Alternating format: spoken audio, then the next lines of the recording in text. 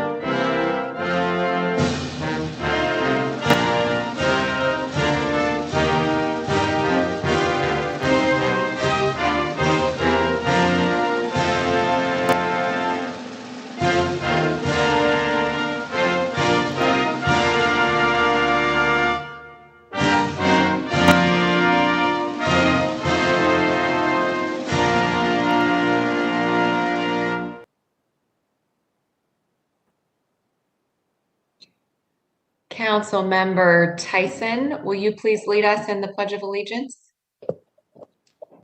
I pledge allegiance to the flag of the United States of America and to the republic for which it stands, one nation, under God, indivisible, with liberty and justice for all. Thank you, Councilmember. Today we are joined by Reverend Amy Aspey of the Short North Church, who will lead us in prayer. Reverend Aspey, I think I see you.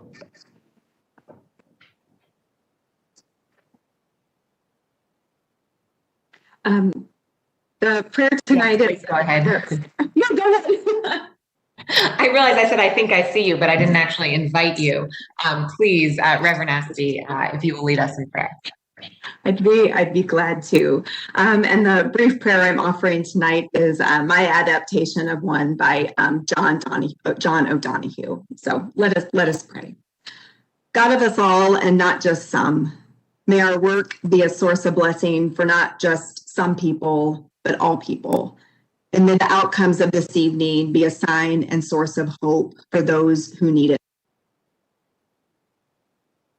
Passionate in heart, clear in word, gracious in awareness, courageous in thought, and generous in love.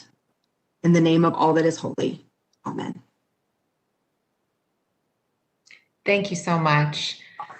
Thank you. We really appreciate your kind and open-minded words to get us in the right frame set today.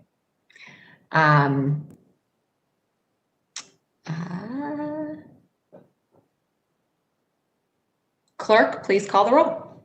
Brown, Dorans, favor. Remy, Tyson, President Pro Tem Brown. Can I have a motion to dispense with the reading of the journal? So moved. Second. Clerk, call the roll.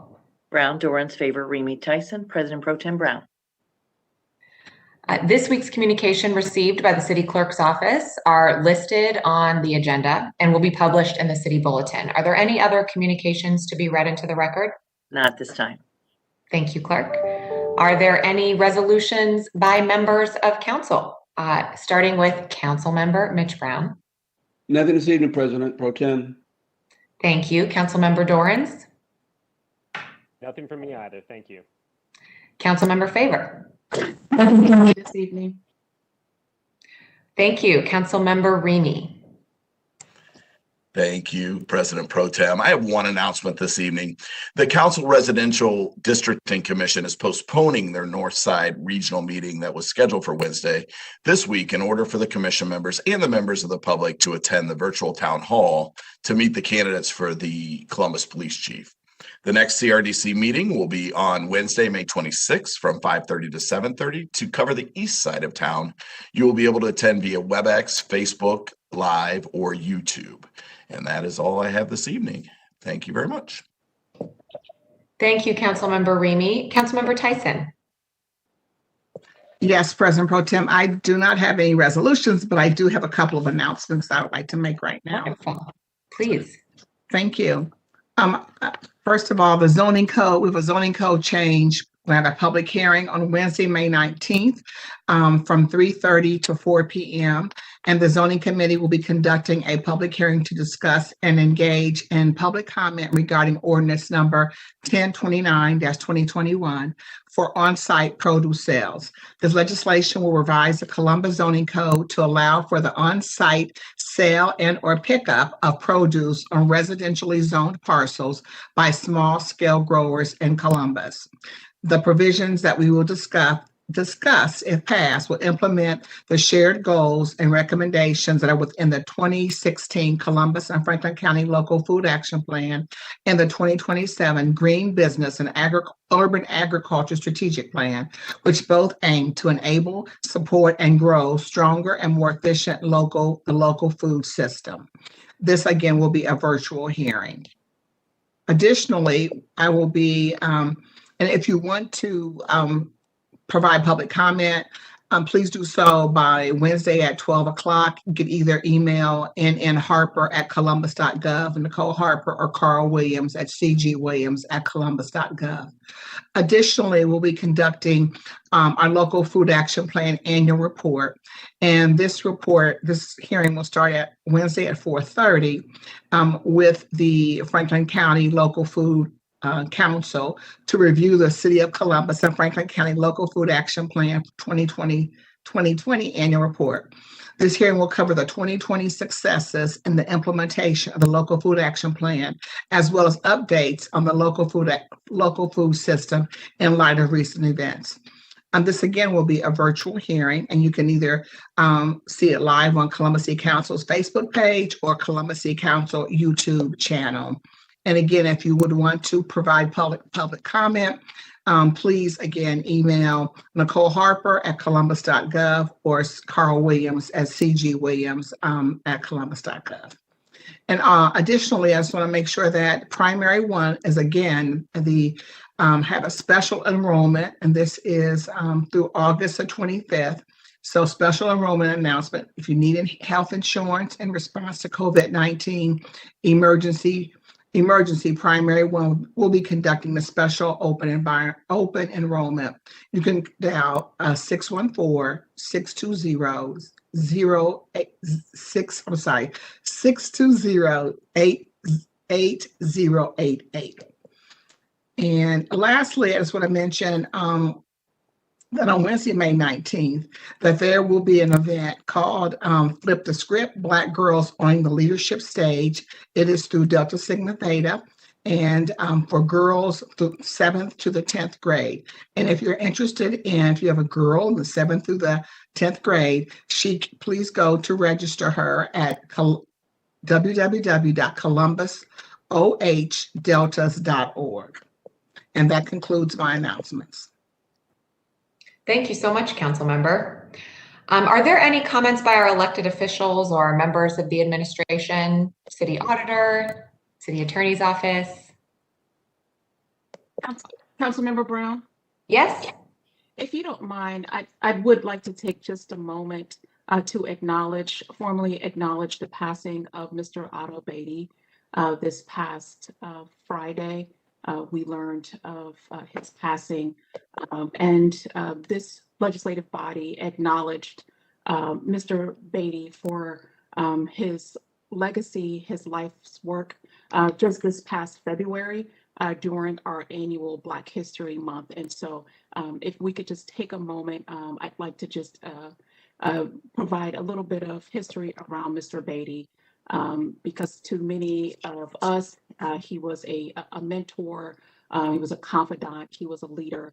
and just a giant of a personality and just such a kind human being. So Mr. Beatty was born and raised in Columbus and was a public servant, a civil rights activist, and an attorney. He has created, along with his family, a legacy in Columbus that is built upon true service to the people. Mr. Beatty was born in 1940 and earned both his Bachelor and Master's of Arts in Business Administration from Howard University and a Juris Doctorate degree from the Ohio State University College of Law. He later established a law practice and soon distinguished himself as an astute attorney. He was a tireless advocate for minority businesses and underserved communities, especially supporting family values. His life in public service began in 1979 when he was elected to the Ohio House, where he served 18 years, while also serving as a special counsel to the state attorney general.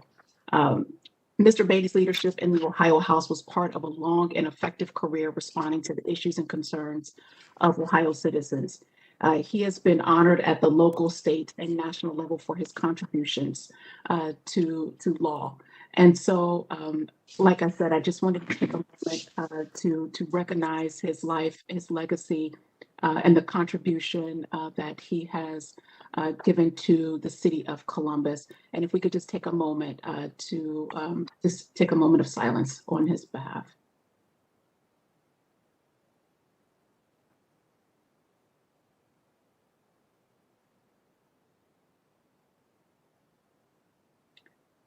Thank you. And we continue to lift the Beatty family up in our thoughts and prayers during this difficult time. Thank you, Pro Tem Brown. Thank you, Councilmember Favor. The contributions of the Beatty family to our city are innumerable, certainly. President Pro Tem Brown. Yes, Council Can I Member. just say something else about vaccines so that we can just make an announcement about them? Yes, absolutely. Thank you. I want again remind our residents that it's still important to get vaccines, and that we are through Columbus Public Health, that at the Celeste Center at 717 East 17th Avenue, there are no appointment vaccines on Monday, Thursday, Friday, and Saturday from 9 to 3, and on Tuesdays from 11:30 to 5:30. And then there's also no appointments required at our facility at the Columbus Public Health at 240 Parsons Avenue. And again, from 9 until 4 p.m., you can walk in and to get those vaccines. And then lastly, I want to mention there are some pop-up clinics that we'll be having this week. So May 17th at Marion Franklin Recreation Center from 12:30 to 7. On the 18th at Bethel International United Methodist Church on Bethel Road from 1 to 3:30. And then we'll be at the I don't want to say this incorrectly, but Masjid Abu Bakr Asid Deacon facility on 591 Industrial at Mile Road from 1:30 to 4:30, and the North Community Counseling Center on May 19th from 1 until 4 o'clock. And again, it's just really important to show that we are having, that Columbus Public Health is really trying to be accessible to provide this vaccine where people happen to be, as opposed to them coming to other facilities if they're not able to do so. And that concludes my announcements. President Pro Tem Brown. Thank you, Council Member. I will just underscore, no appointment needed. That is spectacular for everyone in our city to understand that, and to know that our health department is working hard to provide that resource. Thank you. Are there any requests by members of council for the removal of an ordinance or resolution from the consent action portion of the agenda? All right, may we now have a motion to waive reading of the titles of 30-day legislation by the city clerk? So moved. Is there a second? Second. Clerk, call the roll. Brown, Dorans, Favor, Remy, Tyson, President Pro Tem Brown. Thank you. Will the clerk now read into the record the ordinance numbers of 30-day legislation on tonight's agenda for first reading? Finance Committee, ordinance 1150-2021. Public Safety Committee, ordinance 987-2021. Public Utilities Committee, ordinances 1111, 1116, and 1118-2021. Rules and Reference Committee, ordinance 1265-2021 and 1212-2021 and last 1029-2021.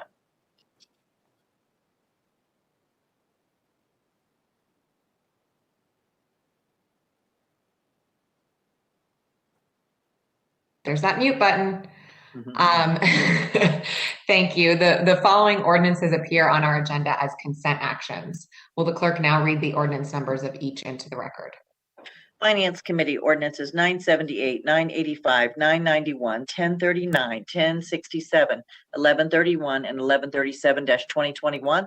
Public Utilities Committee, ordinances 1980-2020 and 1014, 1023, 1024, 1025, 1031, 1050, 1052, 1063, 1069, 1136-2021. Technology Committee, ordinance 996-2021. Housing Committee, ordinances 1158, 1159, 1161-2021. Criminal Justice and Judiciary Committee, ordinance 1151-2021. Economic Development Committee, ordinances 1055, 1056, 1095-2021. Health and Human Services Committee, ordinances 1112 and 1222-2021. Appointments from the Mayor's Office numbered A0093-2021. Thank you. There are no speaker slips for the consent action items. I do want to note that there was a speaker slip submitted for one of the ordinances on first reading that we will be hearing tonight. So Mr. Chris Tavener, that will come up later on in the agenda when we bring that first reading forward. But there were no speaker slips for consent. So may I have a motion for approval of these items designated as consent actions? So moved. Second. Clerk, call the roll. Brown, Dorans, Favor, Remy, Tyson, President Pro Tem Brown. Thank you. Consent items are passed. We will now proceed with the second reading of 30-day tabled and emergency legislation. The first committee is the Finance Committee. I chair that committee. And today on Finance, we have Ordinance 1201-2021 to authorize the acceptance and appropriation of $185,963,799.75 or such final amounts as allocated by the U.S. Treasury as a result of the American Rescue Plan, to establish the Recovery Fund, and to declare an emergency. The Federal American Rescue Plan establishes the Coronavirus State and Local Fiscal Recovery Fund, which provides dollars to support our ongoing COVID-19 response and recovery. We anticipate receiving the $185 approximate million in two allocations. And the first is this month. The second will be in 2022. These dollars will be available for use through the end of 2024 and will initially be allocated into two separate funds. Of that total amount coming now and in 2022, $37 million approximately to support the delivery of critical city services, and then $150 million to support investments in the Columbus community. I'm going into this detail in part to make sure everyone understands that these federal dollars, we got an influx of federal dollars last year. These are done in a different manner. This is a larger amount. This is spread out over time, and our use of them can go through the end of 2024. Further appropriations to city departments, specific programs, et cetera, will occur with additional review and approval by City Council as needed.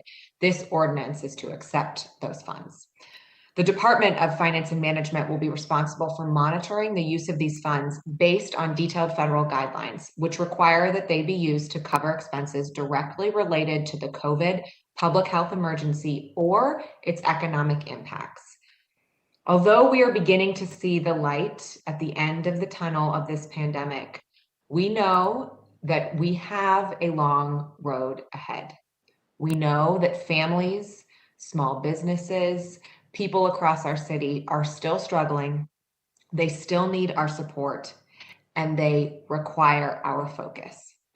As we deploy these dollars in our ongoing recovery efforts, I will continue prioritizing investments that level the playing field for every family and every neighborhood. That means continuing to provide things like rent and utility and food assistance, as well as supports for ongoing vaccination and safety efforts.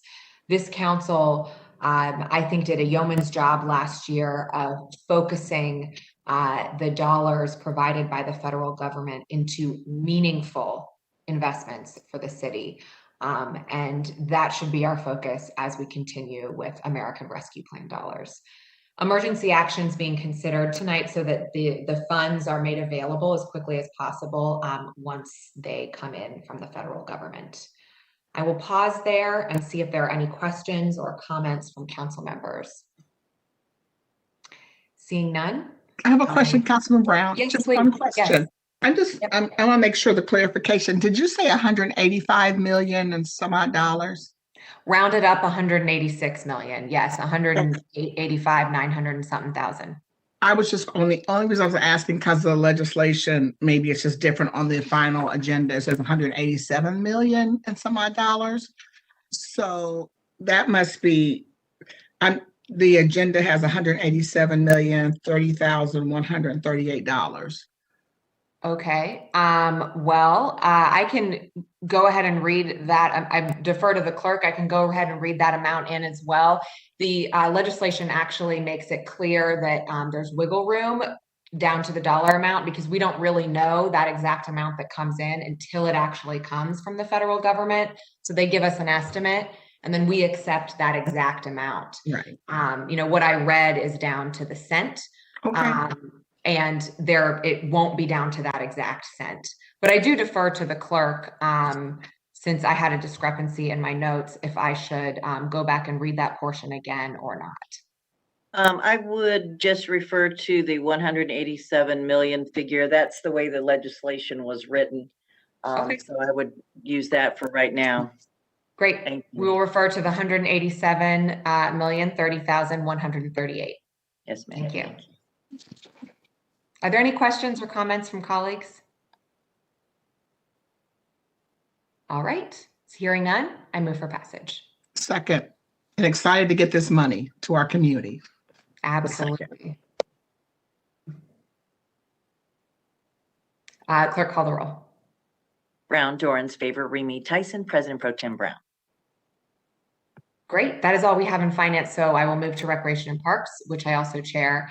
That is ordinance 936-2021 to authorize the Director of Finance and Management on behalf of the Recreation and Parks Department to enter contracts with New Era Technology and Stage Line Mobile Stage Incorporated for the purchase of a mobile stage and related equipment, to authorize the appropriation of $285,850 within the Recreation and Parks Operating Fund 2285, to authorize the expenditure of $285,850 from the Recreation and Parks Operating Fund, to waive the competitive bidding provisions of City Code, and to declare an emergency. As we all know, COVID canceled most events and social gatherings for the past year. In an effort to reintroduce safe and accessible events this year, the Rec and Parks Department is investing in a mobile stage to provide diverse and uplifting programs for people to enjoy in their own communities. The stage will support the Parks Pop-Up Program. Don't try to say that 5 times fast. A series of planned live performances featuring more than 200 local artists at 45 parks throughout the city. Performances will take place every Saturday starting in June and will last through August. These events also give the city an opportunity to highlight local performers who have struggled to showcase their talent and to get paid for performing, which is their living, over the past year. A waiver of competitive bidding is being considered in this legislation to take advantage of a $75,000 discount and to maintain consistency in the equipment that the department utilizes. Emergency action is being considered so the department can begin hosting these performances as soon as possible during this abbreviated event season. Before I move for passage, I do want to thank Director Rakowski and all department staff, and especially Jason Nicholson, first for their work throughout the COVID-19 pandemic under extremely difficult circumstances. We all should appreciate very much how much Recreation and Parks did, how hard they worked throughout the pandemic. Last summer, providing resources to youth. In the fall, providing resources and safe places for students, and the list goes on. Maintaining our parks, which were, as we all know, some of the only places we could go safely during especially the height of the pandemic, and even now. And thank you for your focus on those things then, and your focus on adapting programming to offer these outdoor performances that will safely bring people together again, and I think lift spirits in neighborhoods throughout the summer. Any questions or comments from colleagues? Seeing none, I move for passage. Second. Clerk, call the roll. Brown, Dorans, favor, Remy, Tyson, President Pro Tem Brown. Ordinance passed. Next is the Public Safety Committee, and Councilmember Brown chairs that committee. Councilmember.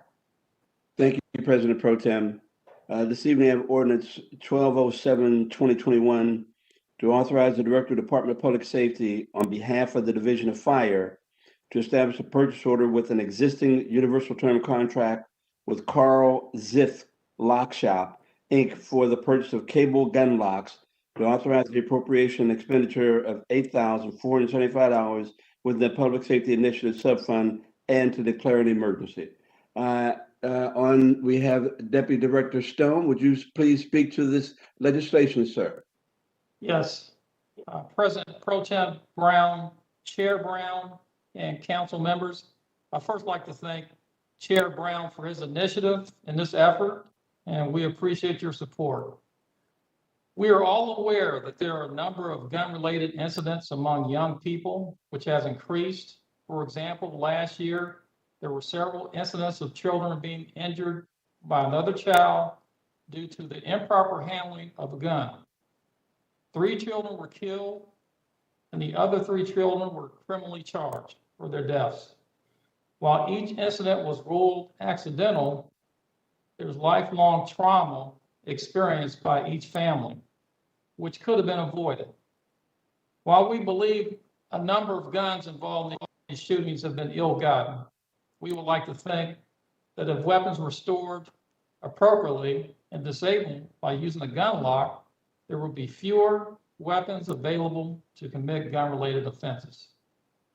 Gun locks provide another level of safety by securing guns when they're not in use. Gun locks purchased are made from braided steel cable with a key padlock. They will be made available free of charge, no questions asked, at Columbus fire stations across the city. We are augmenting efforts made by Columbus Public Health and also community organizations. For example, this Saturday from noon to 2 p.m. at the new Linden Recreation Center, Connecting Kids Inside Out will be hosting a Gun Safety Prevention Day, and they will be also distributing free gun locks. We believe this is a proactive step to change the narrative of young people injuring and killing other young people with firearms. Thank you. Councilmember Favor, would you like to make some comments? I just want to reiterate my support for this specific legislation. We have had an uptick in gun violence in our community, and anything that we can do to ensure that guns remain locked and out of the hands of folks who are not properly licensed and trained in our youth is something that I'm more than happy to support. So thank you, Councilmember Brown, for allowing me to support you in this effort. Thank you, Councilmember Favor. And for general knowledge, We have 71 homicides, and of those 71 homicides, 22 are individuals under the age of 21.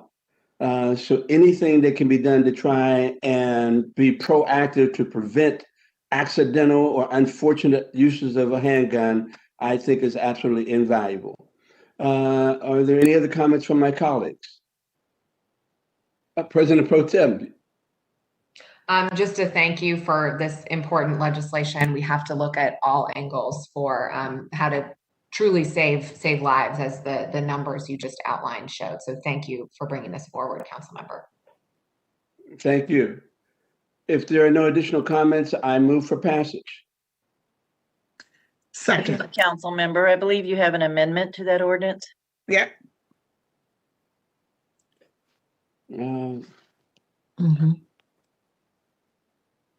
I don't see an amendment. Clerk? Yes.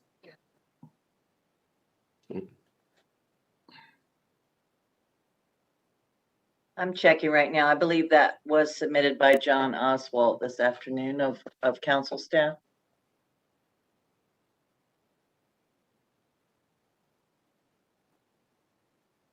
Yes, at 1:13 this afternoon.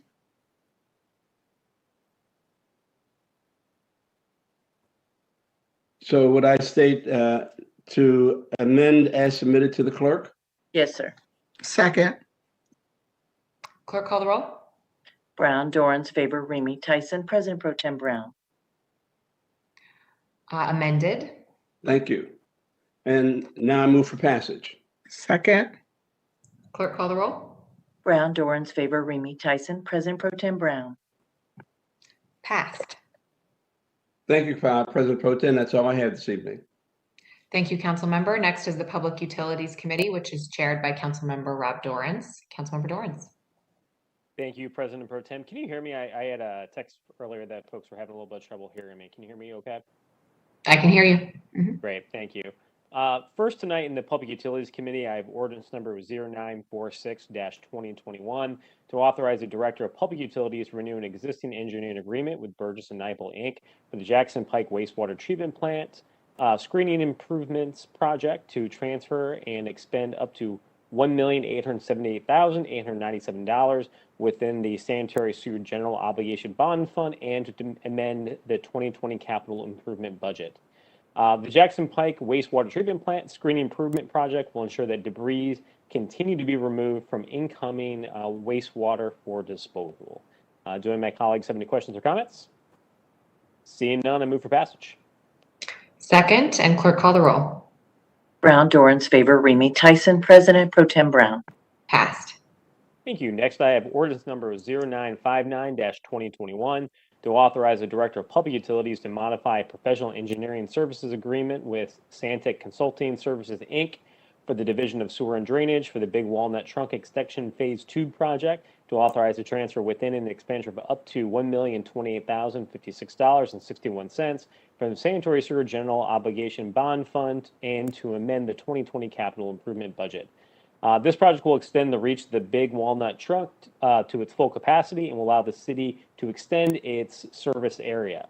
It will also allow for future developments and extensions of sanitary sewers into new or existing neighborhoods that would have previously had to utilize a home sewage treatment system. This will increase runoff and groundwater quality in these regions of the city as well. Do any of my colleagues have any questions or comments? Seeing none, I move for passage. Second, clerk, call the roll. Brown, Dorans, Faber, Remy, Tyson, President Pro Tem Brown. Passed. Thank you. Next, I have ordinance number 1015-2021 to authorize the Director of Public Utilities to enter a construction contract with the Leak Excavating Co. of Ohio, Inc. for the Williams Benham Road Home Sewage Treatment System Elimination Project to authorize the appropriation and transfer of $6,864,373.44 from the Sanitary Sewer Reserve Fund to the Ohio Water Development Loan Fund to authorize the appropriation of expenditure of $6,864,373.44 from the Ohio Water Development Loan Fund to authorize the expenditure of up to $2,000 for prevailing wage services to the Department of Public Services within the Sanitary General Obligation Voted Bond Fund and to amend the 2020 capital improvement budget. This project will extend over 9,000 feet of sanitary sewer service in the far south portion of Columbus to serve the developed area and eliminate home treatment systems due to potential ground water pollution hazards and improve our environment. Do any of my colleagues have any questions or comments? Seeing none, I move for passage. Second, clerk call the roll. Brown, Dorans, favor, Remy Tyson, President Pro Tem Brown. Passed. Thank you. Next, I have ordinance number 1027-2021 to authorize the Director of Public Utilities to enter into a construction contract with Shelley and Sands, Inc. for the Portage Groves Area Sanitary Sewer Improvement Project to authorize the appropriation of transfer of $2,810,032.68 from the Sanitary Sewer Reserve Fund to the Ohio Water Development Loan Fund to authorize the appropriation of expenditure of $2,810,032.68 from the Ohio Water Development Loan Fund to authorize a transfer within and expenditure of up to $2,000 for prevailing wage services to the Department of Public Services from the Sanitary General Obligation Voted Bond Fund, and to amend the 2020 capital improvement budget. The work for this project consists of construction of 7,800 feet of 8-inch sanitary sewer main extension, as well as the installation of 67 sewer laterals in the northwest planning area of the city, providing access for residents who are currently being served by home sewage systems, which we've already learned are not great for the environment. Do any of my colleagues have any questions or comments? Seeing none, I move for passage. Second, clerk call the roll. Brown, Dorans, favor, Remy Tyson, President Pro Tem Brown. Passed.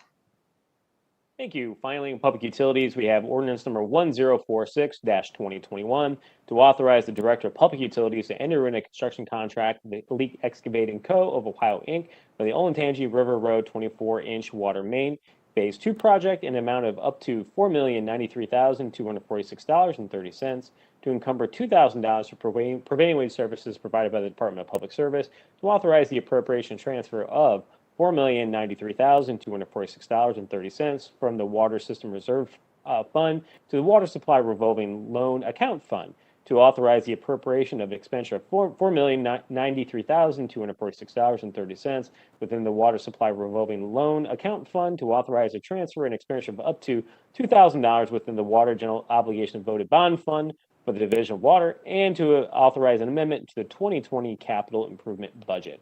The goal of this project is to replace the existing 20-inch water main in the Olentangy River Road area. Replacement of this water main will decrease the burden on water maintenance operations and improve customer service in that area. Do any of my colleagues have any questions or comments? Seeing none, I move for passage.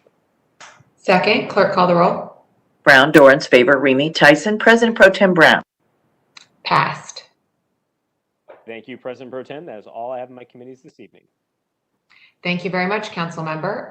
Next, we have Public Service and Transportation, which is chaired by Council Member Faber. Council Member Faber. Thank you.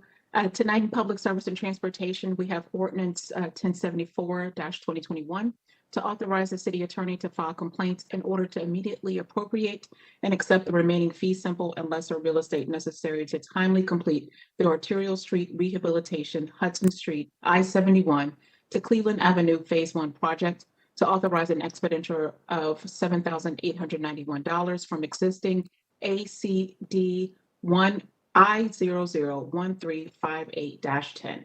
The Department of Public Service is performing the Arterial Street Rehabilitation Hudson Street I-71 to Cleveland Avenue Phase 1 project. In order to timely complete this project, this ordinance authorizes the city attorney to acquire the real estate in the vicinity. The acquisition of the real estate will help make improvements in the public right-of-way associated with the project. Do any of my colleagues have any questions or comments? Seeing none, I would move for passage. Second. Clerk call the roll. Brown, Dorans, favor, Remy Tyson, President Pro Tem Brown. Passed. Thank you. President Pro Tem, may I move on to housing? Please. Tonight in housing, we have ordinance 1160-2021 to authorize the Director of the Department of Development to execute any and all necessary agreements and deeds for conveyance of title of one parcel of real property, 767 Linden Place, held in the land bank pursuant to the land reutilization program, and to declare an emergency.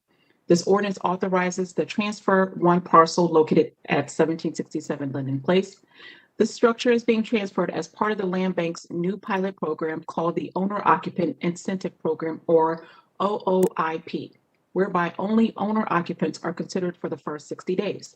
The individual who is selected will receive a 50% reduction in price and will commit to occupying the structure for a minimum of 5 years. Monetary penalties will be assessed if violation occurs. The buyer intends to rehabilitate the existing one-family structure and occupy it. The Land Bank program will sell the property at a 50% discount for $8,500. Are there any questions or comments by my colleagues? Seeing none, I'd move for passage. Second. Clerk call the roll. Brown, Dorans, favor, Remy, Tyson, President Pro Tem Brown. Passed. Thank you. President Pro Tem, may I move on to Criminal Justice and Judiciary? Please do. Thank you. Tonight in Criminal Justice and Judiciary, we have Ordinance 1260.7-2021 to authorize and direct the city attorney to settle any and all claims arising out of the incident, to authorize a transfer of $10 million within the general fund, to authorize the expenditure of the sum of $10 million in the settlement of any and all present and future claims arising out of the incident, and to declare an emergency. First, I would like to ask Attorney Bill Sperlaza with the City Attorney's Office to provide us with the background on this ordinance. Mr. Sperlaza? Thank you, Councilmember Favor, President Pro Tem Brown, members of council. Here today representing the City Attorney's Office as part of the team that negotiated the settlement with the Hill family. The settlement was based on a series of conversations and negotiations that lasted a few weeks. At the end, the agreement and the financial compensation was just that, an agreement between the Hill family and their representation and the city of Columbus. It's based on the facts at hand, the law, and what is in the best interest of the family, the community, and the city. So with that, we would ask that council pass this ordinance, and I'm available for any questions. Thank you, Councilmember Faber. Are there any questions for Attorney Sperlaza from my colleagues? I think one question that has come up, Mr. Sperlaza, is just how quickly the City Attorney's Office was able to reach an agreement. We know that this is still an ongoing criminal investigation that is a part of this case. But can you speak to how quickly we were able to reach an agreement with the Hill family? Thank you, Councilmember Faber. Certainly as it pertains to the group that was working on the negotiation, it didn't feel quick, but I understand in the grand scheme of things, it is quick. I think that's a byproduct of two things.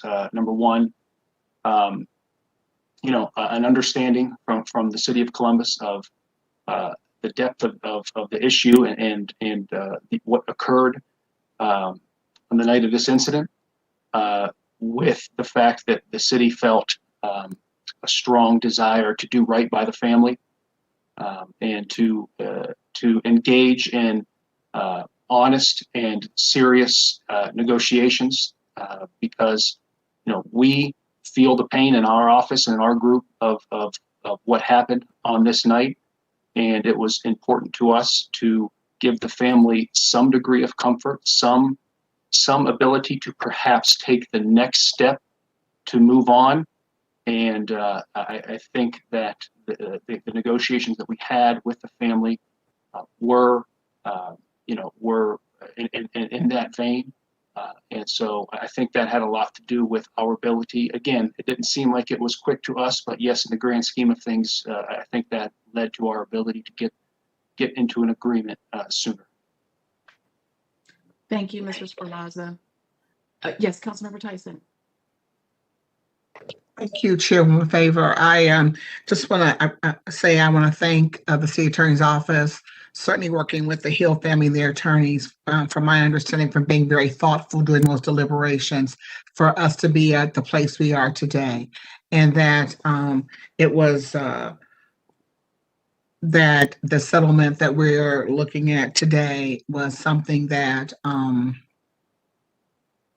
that's meant a lot to the city, and talking to the family and not trying to how do you negotiate when someone's life has been taken away? And it was certainly not, from my understanding, I think this is important, is that the family and their attorney was very much involved in these deliberations to get to this place today. So I want to thank the city attorney's office of family and their legal team. Thank you. Thank you, Councilmember Tyson. Councilmember Mitch Brown? Chair Favor, just to make a statement. As we move forward with this legislation, again, I want to thank the city attorney's office for their engagement. I've been involved in these circumstances in the past, and nothing can compare with the process of trying to address these concerns. But I must take this opportunity to say that no amount of money can make this right. Nothing can replace the loss of this father, brother, and friend. No settlement can replace his smile, his touch, or the holidays spent with his loved ones. Mr. Hill's death has left a hole in the lives of a lot of people in the city of Columbus and throughout this United States. To the Hill family, I personally want to extend my sincerest condolences for your loss. Thank you, Chair Favor. Thank you, Councilmember Brown. Director Stone is here on behalf of the Department of Public Safety. Director Stone, are there any comments you'd like to make at this time? Councilmember Favor, on behalf of the Department of Public Safety, I would like to apologize to the family of Mr. Andre Hill and to the residents of the city of Columbus. Mr. Andre Hill should still be here with us.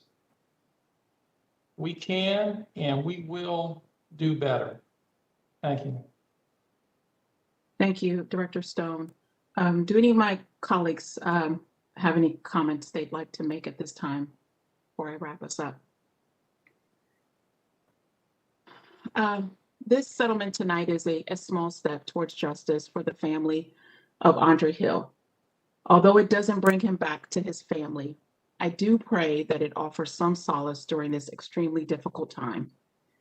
Andre Hill's tragic death is a reminder of the challenges we continue to confront in our city. Our community has been plagued by multiple incidents of excessive use of force and violence from police that has resulted in the loss of life. Our residents continue to mourn these tragic losses, especially our Black and Brown residents. I want our community to know that this council has stepped up to the critical task of reform before us through our reimagining public safety work, and in particular, the passage of Andre's Law that came about as a result of this incident. Andre's Law requires the activation of body-worn cameras during any enforcement action or other situation outlined in the directives of the Division of Police. It requires police to request aid from emergency medical services upon a use of force that results in serious bodily harm, as well as rendering of direct medical aid once a scene has been determined to be safe. And the law also requires the Division of Police to train recruits to render medical aid, as well as mandating periodic retraining. I truly believe these are critical measures we must continue to build upon the public safety issues we are currently facing in Columbus. The work does not and cannot stop here. Tonight's ordinance represents the largest settlement in our city's history. We cannot afford to continue in this manner, and I hope that this is the last time we will see something like this come before us. To the family of Andre Hill, I once again am deeply sorry for your loss and continue to offer my deepest condolences. With that, I would move for passage. Second. Clerk call the roll. Brown, Dorans, favor, Remy Tyson, President Pro Tem Brown. Passed. Thank you. That is all I have in my committees tonight. Thank you, Councilmember Favor. Next is the Administration Committee. That committee is chaired by Councilmember Remy. Chair Remy. Thank you, President Pro Tem Brown. I have one item in the Administration Committee this evening, ordinance number 1115-2021, to authorize the Civil Service Commission Executive Director to renew the contract with ExcelSoft Technologies, Inc. for exam item bank management and administration software as a service for the city's uniformed and non-uniform testing programs, to waive the competitive bidding provisions of City Code Chapter 329, and to authorize the expenditure of $50,000 from the general fund. Excuse me. This legislation authorizes the Civil Service Commission Executive Director to renew a contract with ExcelSoft Technologies, Inc. for exam item bank management and administration software as a service for the city's uniformed and non-uniform testing programs. This ordinance seeks authority to renew the contract for SaaS solution for the period July 1st, 2021 through July 30th, 2022. Essential to the exam development and review process is the need for test item metadata that is complete, detailed, and easily accessible for analysis. The analysis process is critical to ensuring test items and the exam overall are valid, reliable, and eliminate adverse impact in the selection process. While there are a number of exam item bank management and administration solutions available on the market, the Commission's review of these products in 2019 revealed ExcelSoft offered the most breadth and depth of functionality and features necessary for our detailed analysis of test item performance, both upon initial use and over multiple exam administrations. Excuse me once again. Because Commission research and the use of the software for a multi-month trial period conducted from 2019 to 2020 confirmed ExcelSoft is the product currently available that will best meet the needs of the Commission's testing program, this ordinance also seeks authority to waive competitive bidding provisions. I would like to now turn it over to Deputy Director Mike Eckert. Could you speak to the waiving of competitive bidding, Deputy Director? Sure. Good evening, and thank you, Chair Remy and members of council. As you mentioned, this is a continuation of an existing contract originally authorized last year. I am happy to report that we have completed entry and validation of over 6,500 exam items into the data bank, and we're now moving toward generating and administering tests online where that'll be appropriate. That will help us minimize the need for paper and pencil versions and facilitate the grading and tracking of item results data electronically. The funding for this extension was included in our 2021 appropriation, so we are now asking for your passage of this extension tonight so that we continue with these services for the coming year. Thank you. Thank you, Deputy Director. Are there any questions or comments from my colleagues this evening? Seeing none, I move for passage. Second. Clerk call the roll. Brown, Dorans, favor, Remy Tyson, President Pro Tem Brown. Passed. Thank you. That's all I have this evening. Thank you. Our next committee to come before council is the Health and Human Services Committee. Councilmember Tyson chairs that committee. Chair Tyson. Thank you. I have ordinance number 1129-2021 to authorize the Board of Health to accept a grant from the Ohio Commission on Minority Health for the Minority Health Grant Program in the amount of $52,500 and to authorize the appropriation of $52,500 to the Health Department and the Health Department's Grants Fund upon receipt of an executed agreement and to declare an emergency. The Office of Minority Health at Columbus Public Health provides leadership to reduce health inequities in minority communities. The Office of Minority Health has an important responsibility in leading efforts to educate citizens and professionals on the imperative health care issues.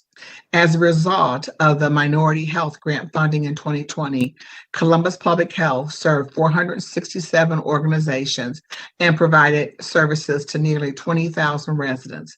This included 17,419 interpretation and translation services, 375 reviews of cultural documents, trainings completed for 251 residents, and consulted with program managers to ensure surveys are culturally appropriate and translated into multiple languages.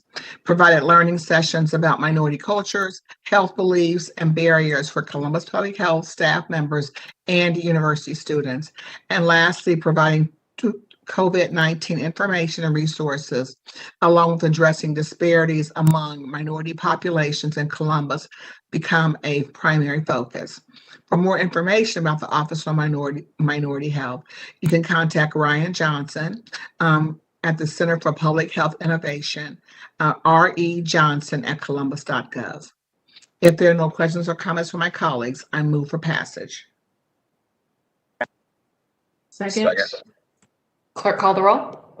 Brown, Dorans, favor, Remy, Tyson. President Pro Tem Brown. Passed. Thank you. That's all I have in my committee this evening. Thank you so much, Councilmember Tyson. Actually, our final ordinance will be the Rules and Reference Committee back on first reading. If you go to page 3 of your agenda, it is ordinance 1265-2021 to find legally sufficient as to form a petition for a proposed ordinance titled to authorize and direct the city auditor to establish an energy conservation and energy efficiency fund and a clean energy education and training fund, and to take the necessary actions to transfer $10 million from the general fund of the city of Columbus to each of these funds for a total of $20 million for the appropriate purposes, and to authorize and direct the city auditor to take the necessary actions to transfer $10 million from the general fund of the city of Columbus for the purpose of funding a minority business development program, to establish a Columbus Clean Energy Partnership Fund, and to authorize and direct the city auditor to take the necessary actions to transfer $57 million from the general fund of the city of Columbus for the purpose of funding an electricity subsidy program for residents of the city of Columbus,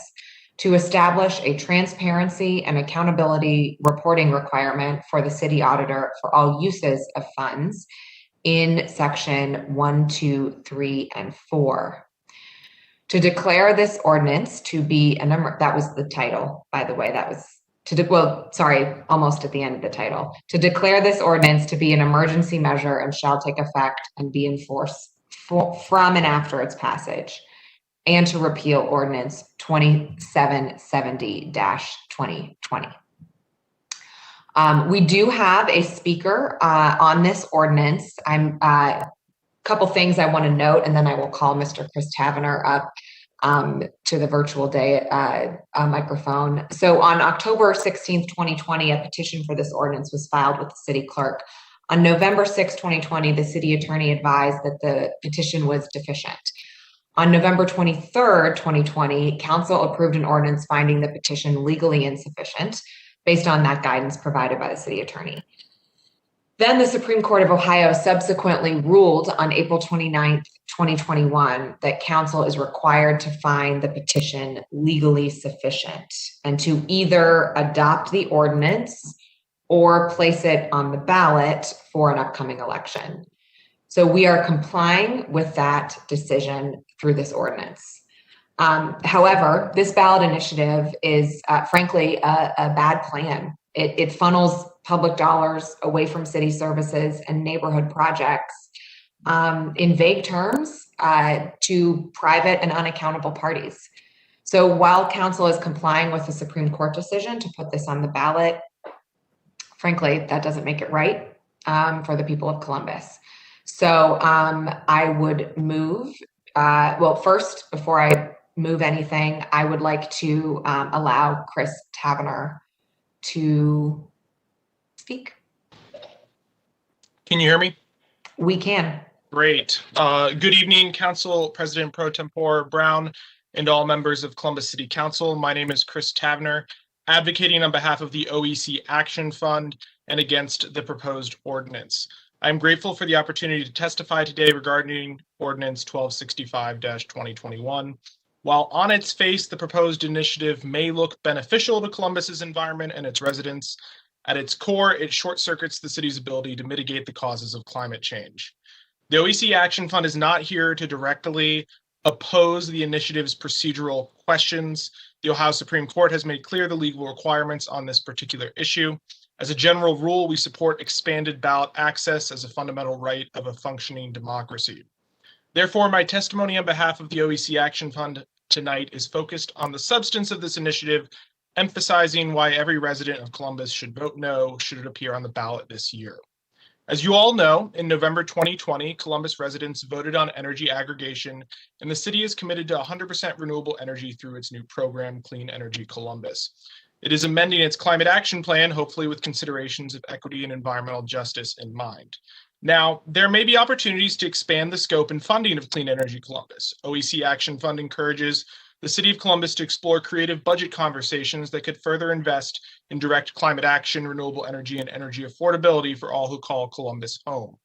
However, the creation of the funds in the ballot initiative at issue today is superfluous at best and outright thievery at worst. The initiative's language calls for the transfer of funds into the hands of potentially privately held corporations, and it further permits that corporation to receive administrative fees for the distribution of subsidies. Simply put, a corporation has placed itself in a position to benefit from taxpayer dollars when the city has already created a program in pursuit of similar goals, Clean Energy Columbus. Columbus does not need a private corporation as a financial third party in the pursuit of energy efficiency, clean energy, and electric affordability. Columbus's overarching budget must be re-examined as we pursue climate justice in Central Ohio. What opportunities does Columbus have to reallocate its budget priorities in pursuit of climate mitigation, affordability, and the health of its residents? The conversation should occur, though, between Columbus City Council, the people of Columbus, and all interested parties. The dollar value should not be decided upon by an unknown corporation outside the realm of public debate. Thus, the proposed initiative is a misdirect. It distracts from what we actually need to do to create an equitable, renewable future. The OEC Action Fund understands the legal direction provided by the Ohio Supreme Court, so we will not be urging a no vote from City Council members on the ordinance to move through the ballot initiative process. But we absolutely will urge all residents of Columbus to vote no on this initiative when it appears before them on the ballot. Columbus residents should not be tricked into sending money into the hands of an unknown corporation. As we fight the climate crisis and create a renewable future here in Columbus, there is a right way to redistribute funds and there is a wrong way. This proposed initiative is the wrong way. Thank you for your time, and I'm happy to answer any questions you may have. Thank you, Mr. Tavener. Thank you for your work at the OEC. It's important to the growth of our state and our city and our future. But thank you for taking the time.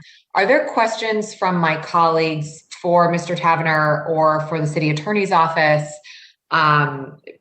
for really any of the city departments before we take up this ordinance? Councilmember Dorrance. Thank you, President Pro Tem. This isn't really a question for any of the departments. Procedurally, just to make very clear tonight, council has been ordered by the Ohio Supreme Court to place this on the ballot, even though, to be very blunt, this legislation is dumb. It is a bad policy choice for the city, and it is just not what I think any of us want to see happen here tonight. However, I will be voting yes, unfortunately, to place this on the ballot tonight, even though I think this legislation, again, simply put, is stupid. But here we are, and certainly I think our job next is to educate the members of the public about what clean energy and how that matters to our community, and this legislation does not accomplish those goals. Thank you, Council Member.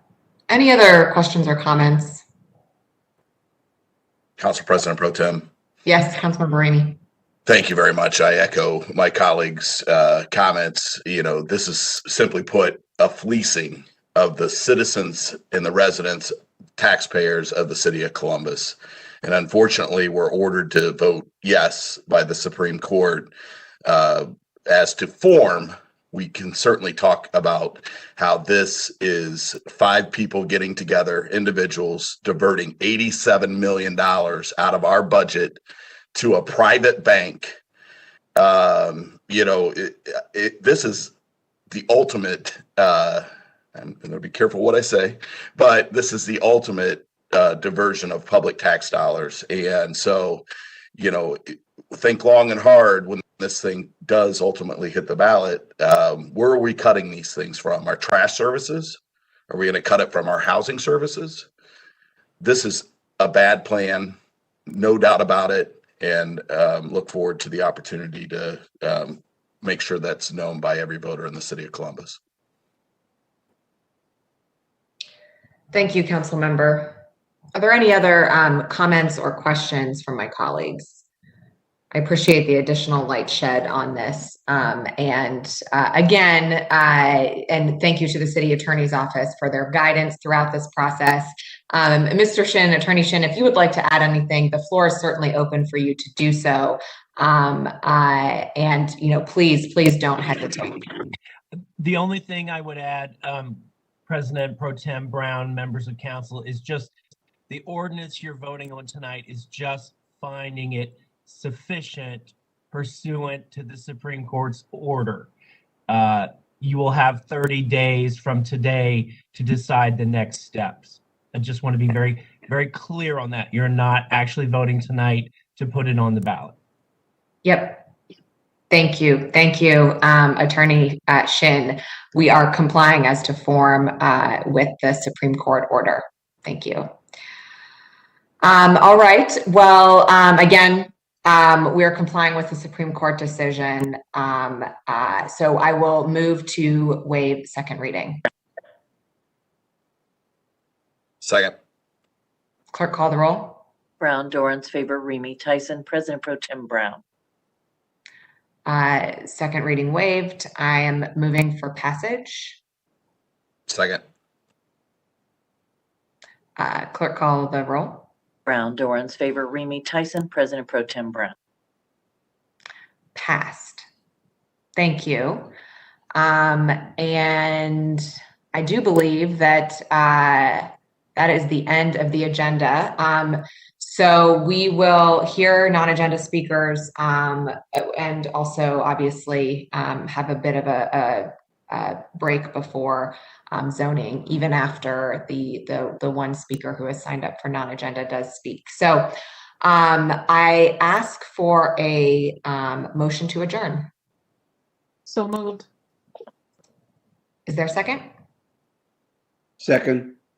Clerk, call the roll. Brown, Dorans, favor, Remy, Tyson, President Pro Tem Brown. Thank you. Regular meeting.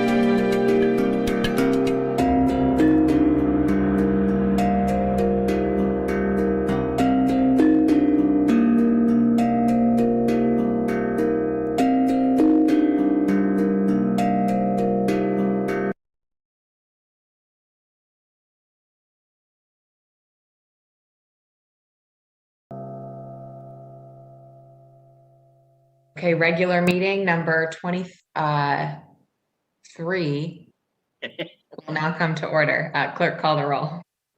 Brown, Dorans, favor, Remy Tyson, President Pro Tem Brown. Can I have a motion to dispense with the reading of the journal? So moved. Second. Clerk, call the roll. Brown, Dorans, favor, Remy Tyson, President Pro Tem Brown. We will now go to the zoning committee. Councilmember Tyson chairs that committee and all members serve on the committee. Councilmember. Thank you. Before beginning the zoning agenda, I'll briefly explain the rules of council as pertaining to speaking before council on zonings and variances. We permit 3 speakers on each side, 2 proponents and 3 opponents, and we ask that they limit their remarks to 3 minutes on each side. And we provide an opportunity for rebuttal from the applicant. On the advice of the city attorney's office, anyone who wishes to speak for or against a council variance, including staff, must be sworn in prior to giving testimony. We do so prior to beginning the reading of each variance on the agenda. So the very first ordinance is a variance, and so anyone here this evening who wishes to speak either for or against this council variance, including staff, please stand, raise your right hand, and be sworn in. I wish to tell the truth and nothing but the truth. Please answer, I will. I will.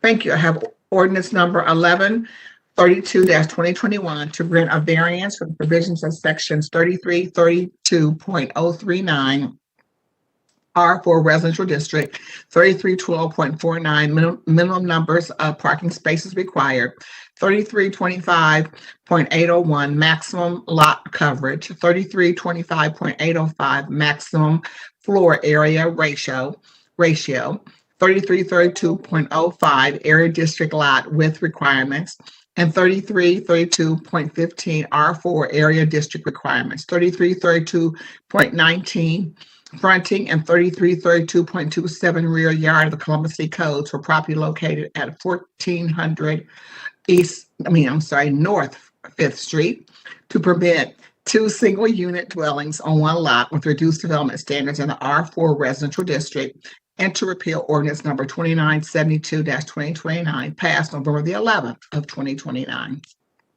The applicant is John Neal Lindsay. The proposed use is 2 single unit dwellings on 1 lot. The city department's recommendation is approval, and the University Area Commission's recommendation is approval. 1604. If there are no questions or comments from my colleagues, I move for passage. Second. Thank you.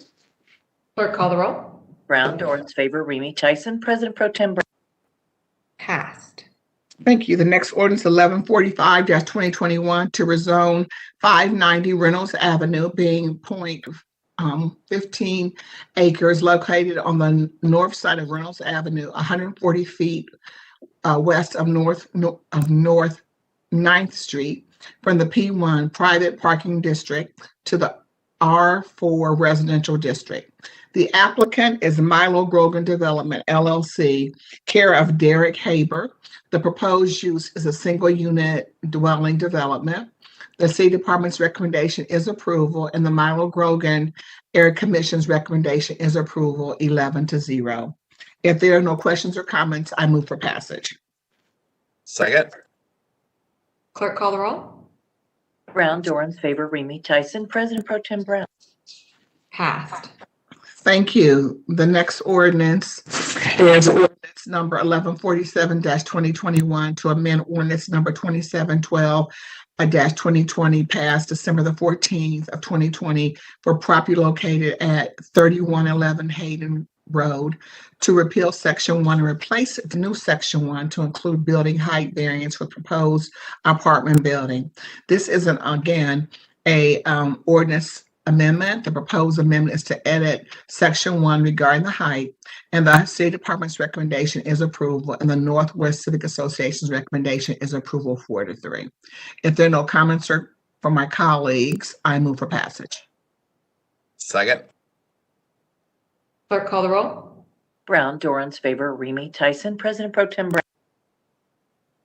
Thank you. The next ordinance is 1148-2021 to rezone 875 Michigan Avenue, Big Point, 99 acres located at the southwest corner of Michigan Avenue and Quality Place from M Manufacturing District to AR3 Apartment Residential District.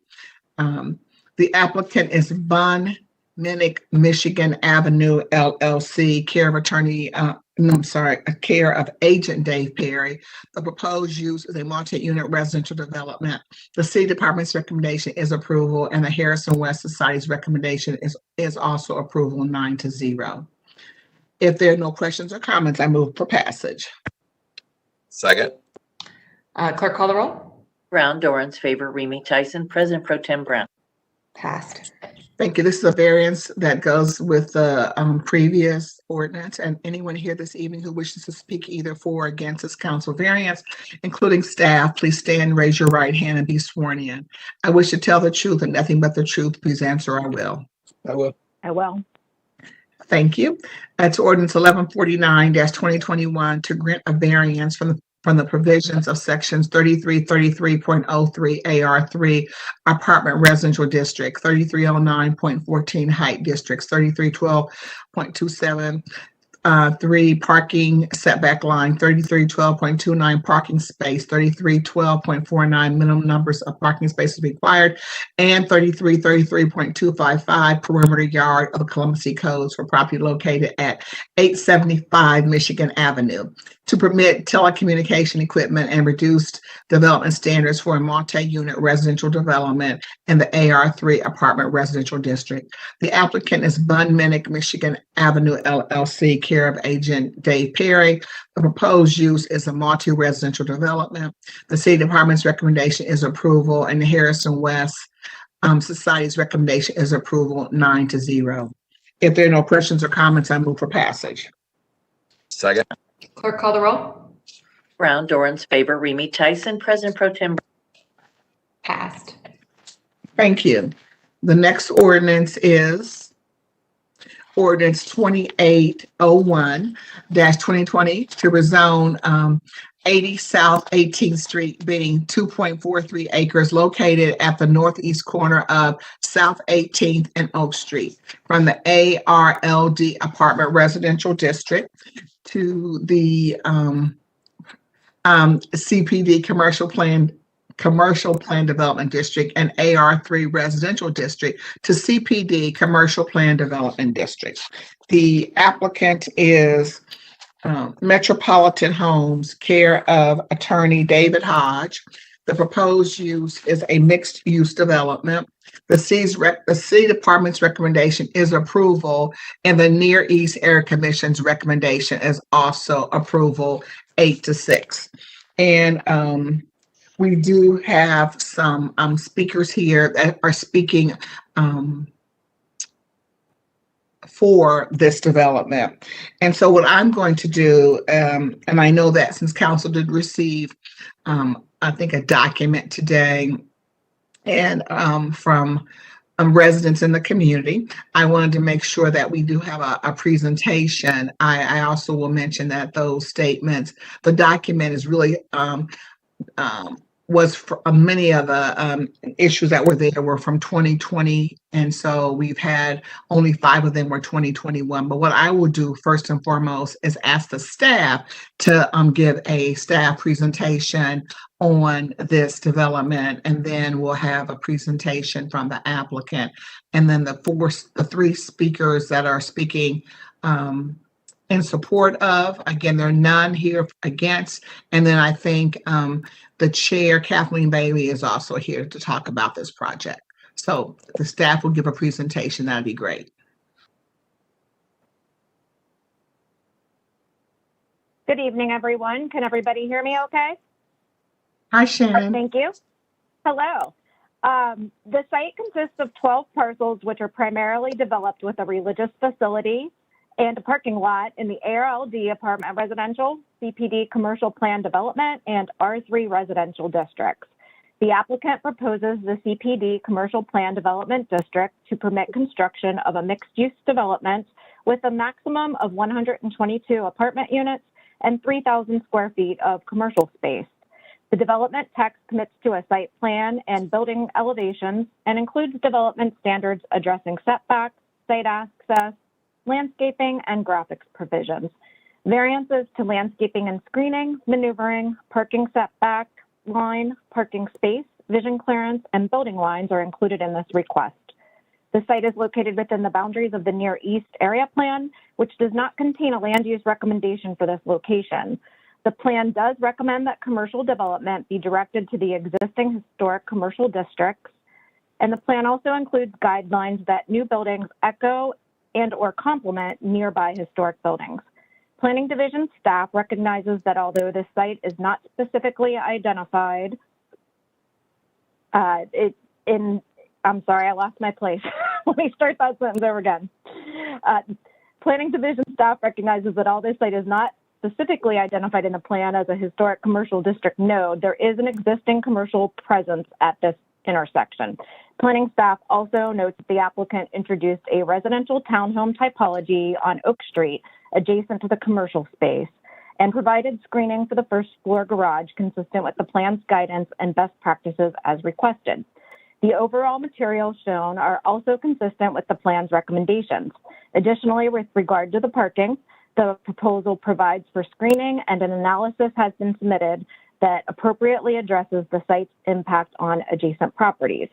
Concurrent council variance CV 19-136 has been filed to permit ground floor dwelling units and associated residential uses within the development. Staff's recommendation is for approval, and I would be happy to answer any questions. Thank you very much. Thank you, Ms. Pine. Are there any questions for Ms. Pine? Thank you. Seeing none, I will ask Attorney David Hodge to make a brief presentation. Thank you.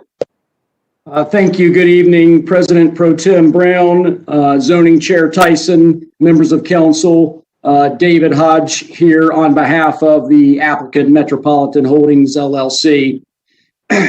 While there has been some opposition contingent to this request, this development proposal is before you this evening with planning staff support, zoning staff support, no public service or traffic management issues, a recommendation of approval from the Near East Area Commission, a recommendation of approval from the Development Commission. There is considerable support from a wide variety of Near East Side residents, including the New Faith Baptist Church across the street.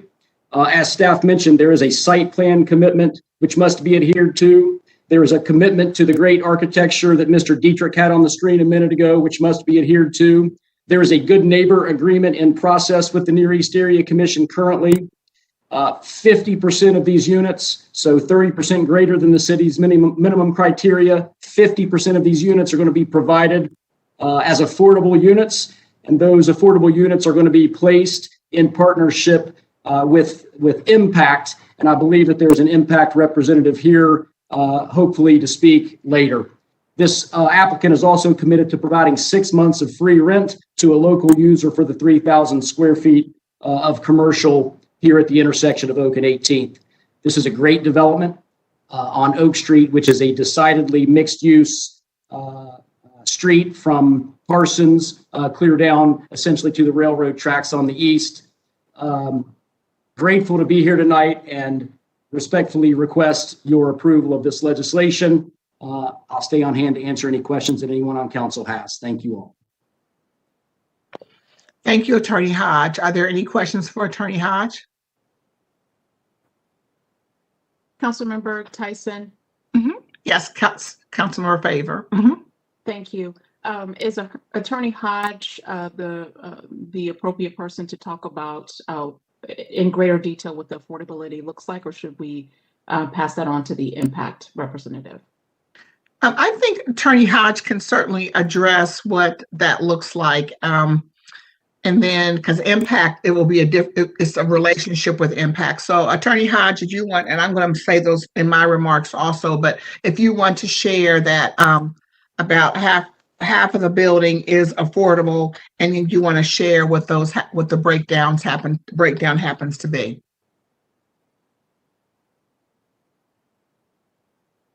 You're on mute.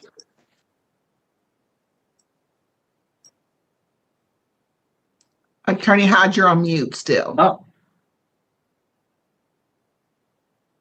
Thank you for the question, Councilmember Favor. Councilmember Tyson, I may ask that the Metropolitan Holdings team come on and answer this question directly. Essentially, we have, the city's affordability criteria provide that you provide a certain number of units at 80% of AMI and a certain number at 100% of AMI. This developer is committed to provide a certain number of units in this project at 60% of AMI, so going deeper than the minimum requirement. I believe 6 of the units in this project are at 60%. The remainder are at 80 and 100%. And overall, 61 of the 122 units will be at that affordability level, and those residents will be placed in assistance in partnership with Impact. So hopefully that answers your question. But if you want to, if we need to get down in the weeds deeper than that, then Joe McCabe or Andrew Wapner is here to answer that question.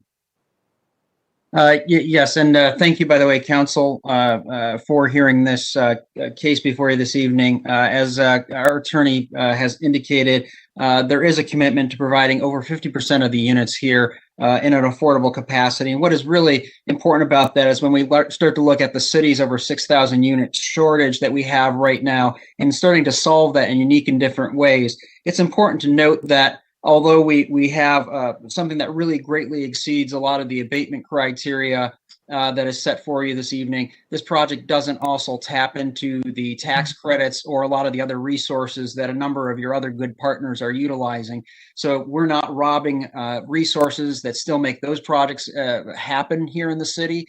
And this then additionally contributes new units above and beyond that. From a breakout standpoint, we have a commitment of 42 units being at 100% AMI, 13 units at 80% AMI, and 6 units at 60% AMI. It's unheard of or unprecedented in a market rate development that does not use tax credits to start to go into 60% AMIs. From a feasibility standpoint, putting this together, that looks to house people or individuals and families and households that make $35,000 a year up to $46,000 a year in a typical scenario. And then we also have, as Attorney Hodge and others have indicated, a partnership in place with Impact Community Action. That's a very strategic thing. Again, I know of no other market rate development that is taking on the responsibility of forming a partnership to dynamically make sure that people who need this housing the most are getting access to these units first as a housing priority. So that's a very strong thing. Additionally, also we offer or are offering through our partners at Impact access to supportive services. Again, a very crucial thing that's being done here different, that we're not depending on those other resources to make this happen. So that it's a very huge commitment for us, but I think it's one that it will be a trendsetter, hopefully here in other Columbus developments. Thank you, Mr. McCabe. Councilmember Tyson, the other question I had, a lot of the emails that we've received as of lately really are addressing density, affordability, and height. So thank you to you both for addressing the piece around affordability. 60% and below is what I have been strongly advocating for as chair of housing. So I do appreciate you all taking that step to address folks in our community that are within that income bracket. But if you could also speak to the height, it appears as though there could be some confusion in the community. I understand that this project is 4 stories. Most of the other commercial development around that 18th and Oak corridor is 3 stories-ish. And the 5th unit is set far back so that if you're looking at the project from the street level, one may not even notice the 5th floor. So I just want to make sure the information that I have received is correct. And that is That is correct, Councilmember Favor. One of the crucial things to know is that the design sort of changed and fluxed, especially as there was a lot of input from the community. There's a list or series of various roof changes, from facades to masonry to roof lines to colors, landscaping. We even, one of the last neighborhood requests was even to include a series of art murals that we've made a commitment to. So we've constantly tried to really make and update this design to make it fit from a historic standpoint. What is interesting or something to point out is that indeed that fifth floor is restricted to a series of 8 units that have a small pop-up little bedroom area and a deck, but those are located 14 feet back minimum from the oak and 18th sides, and then 160 feet from the very eastern property line. So it really starts to pull that restricted little pop-up area. Excuse me. Pop-up area.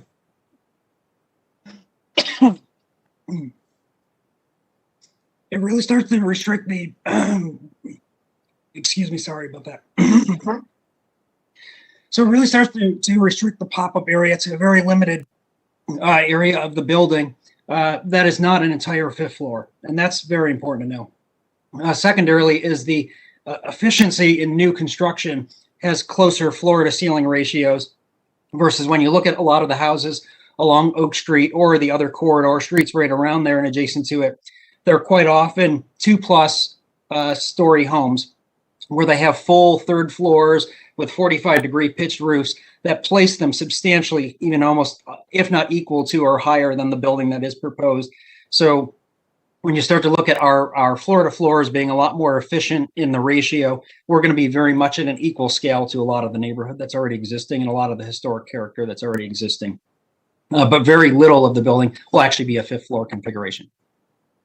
Thank you. And my last question is just around parking, because that has also been a hot topic as well. If you could speak to that, and just to be clear, this is already a mixed use corridor, right? This corner of Oak and 18th. So Correct. There are concerns that there's not going to be enough parking for 122 units. And that also is an issue that we took very seriously. In fact, we studied traffic and traffic flows and even parking as part of this comprehensively. The parking required at the site is about 183 spaces for the residential portion and 41 for the restaurant, for a total of 224 spaces. But what we ended up doing was studying ways to provide mixed use arrangements or shared arrangements, given that, quite often when you see residents, they come and go at various times of the day. Restaurants or commercial uses maybe have a different use period at different times of the day. We were not able to or consider on-street parking that is currently out there. So this does not consider the availability of that on-street parking. But we are actually providing 167 spaces directly on the project site itself. But then we also were able to make arrangements with the adjacent Red Cross and other surface lots. There's a series, a pretty significant series of existing surface lots around that property that are not in our ownership that do remain. But we were able to, through agreement, propose another 115 shared spaces to be used by the development or shared and overlap.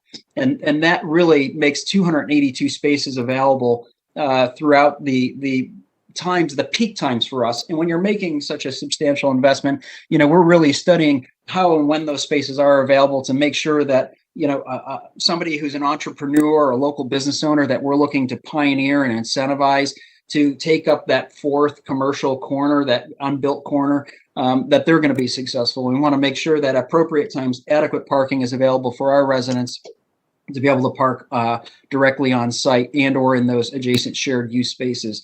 So we're really, at 282, we're well above the 224 minimum in a very unique way. Thank you.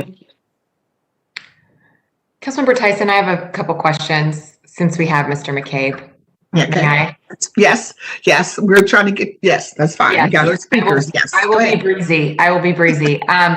The first, since you're talking about sort of parking and navigation of the street, it is a mixed use area that, that is the current use. But I mean, Oak Street is pretty narrow. I actually think some of your renderings make it look a little bit like maybe fisheye lens being used there. It's pretty narrow. And so I'm just wondering, as far as commercial corridors go, at least, this is a lot of units. And how are you, I don't know if I missed this, but I'd like you to explain a little better how you're addressing congestion and getting, all those parking spaces are great, but additional, that kind of influx of cars on this street is not something to sneeze at. So how's that being taken into account? Yes, Councilmember Brown.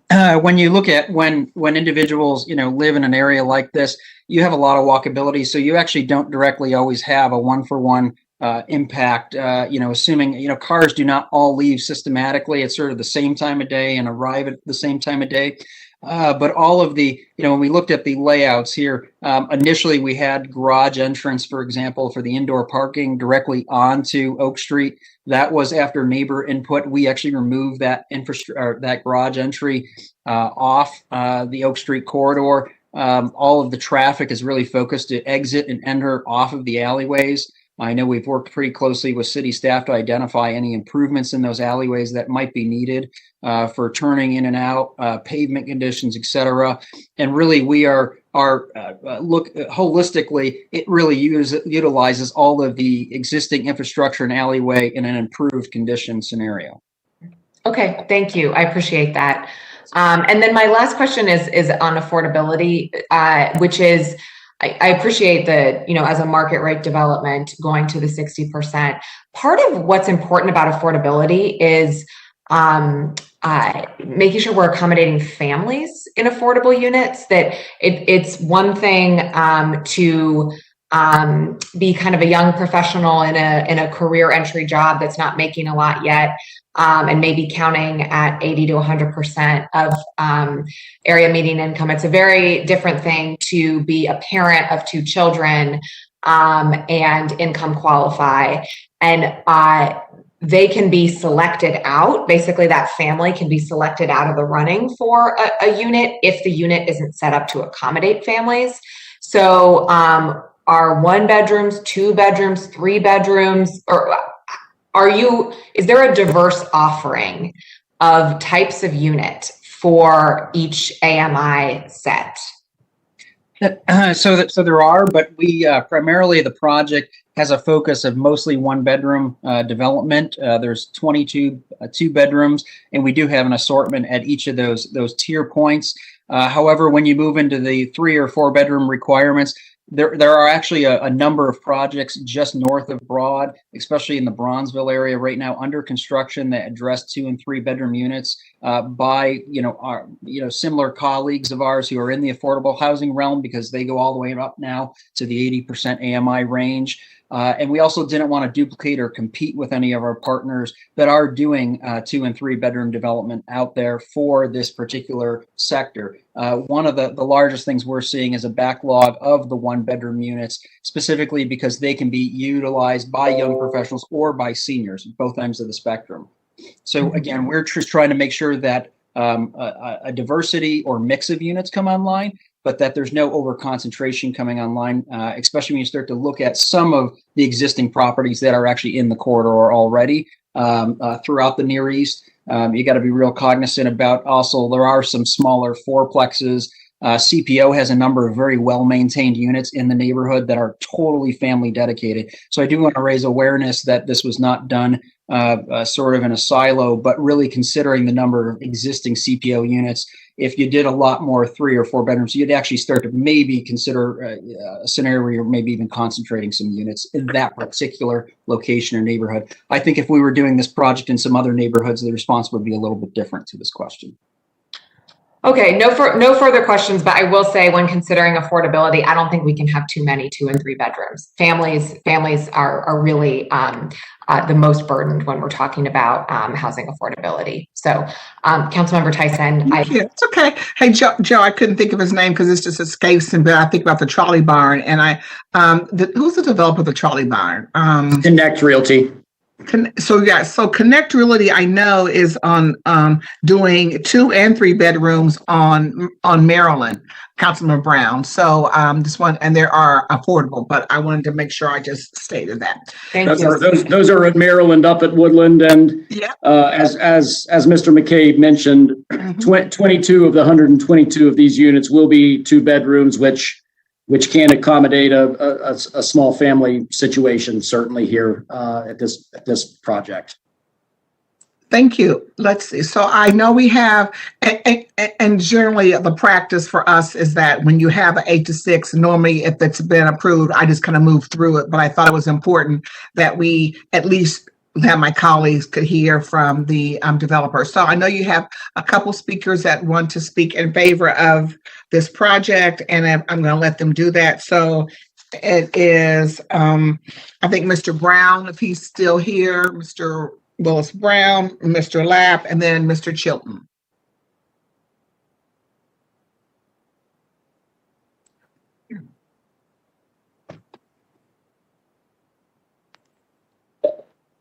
Mr. Lapp? Yes, I am here. Mr. Lapp, please state your name and who you represent. You have 3 minutes. Perfect. Yes. My name is Josh Lapp. I am the chair of Transit Columbus and also am one of the members of Neighbors for More Neighbors, which is a group that is advocating for more housing in Columbus. And I'm also a neighborhood resident. And although I'm not speaking on behalf of my other neighbors, have organized a group of around 50 folks that have signed, petitions in support of this development. And really, we're supporting this development because we know that this is, a dense built environment here in Old Town East, and we want to see more folks living here. The population of this area has declined massively over the last even 30 to 50 years.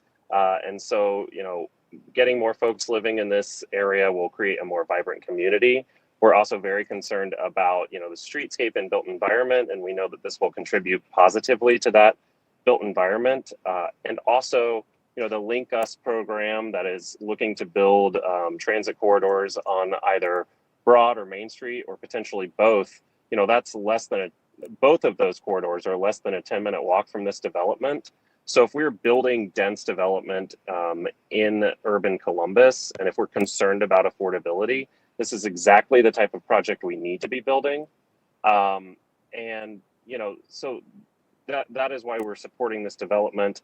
And I would be remiss if I didn't mention that just the expense and time involved and the layers of scrutiny put on these types of urban developments that are dense, are actually contributing to our housing issues, because we cannot build enough housing to accommodate all the folks that are, living in Columbus and want to move to Columbus.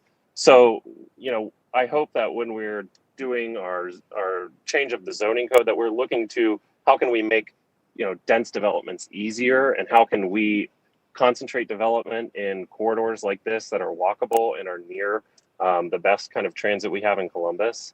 So I personally support this. I think I can speak on behalf of Neighbors for More Neighbors and say that we also support this type of development and would like to see a lot more, accessible, affordable, walkable, transit-oriented units in Columbus. So thank you very much.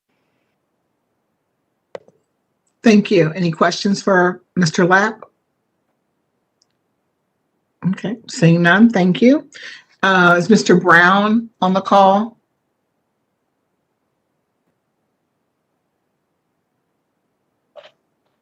Yes, I'm here. Can I be heard? Everybody can hear me? Okay. I can hear you, Mr. Brown. Please state your name and who you represent. Yes, Willis Brown, and I am president of the Brownsville Neighborhood Association, former NEOC commissioner. And I'm glad to see everyone here. It's been a long time. And again, hello and welcome and good evening to all city council members. And it's nice being able to communicate even through this manner. I was asked to speak because as a commissioner, I voted for this building and this development because of all the attributes that it had that will make affordable housing available, and it will increase and follow the city's densification efforts to bring more housing within the urban area. With my background coming from New York and specifically Harlem, density is normal. So now to see that Columbus is coming to that, it is important. And I hear Councilmember Brown stating that about housing for families is what is important to keep in mind as we do this type of development, which we have some coming in on Atchison, which is a good thing for us here. But I think that this begins to shift, and there was a lot of controversy about it, but it begins to shift the nice environment that you have today in our urban environments. We are fortunate Columbus has not as a dense urban environment, but this is the paradigm shift now, where things are going to more density. It's more efficient. People are coming in from the East Coast and other places to be here and don't mind having other neighbors close to them. So yes, but I think we still need to be mindful of the design, how it fits in, and we work closely with the developers in assisting them in the design. So we support this. I support this. And I think it's wonderful, but it's also at a time where things are going to be different for housing. And we need to bring these for those young professionals that can move into the neighborhood and then move up and into the neighborhood as their situation changes with family or just want a bigger place. And I think that's how the neighborhoods were designed. The apartment, the small, bigger apartment, the housing, small house, big house, whatever. But I think we have to have a little bit for everyone so people can come into the neighborhood and move up and stay in the neighborhood, because that's what feeds the retail. So I think this is a good exercise in moving towards proper, and as we say in the Bronzeville area, we want a profitable development fed by the people that there and city council support. Thank you. Any questions?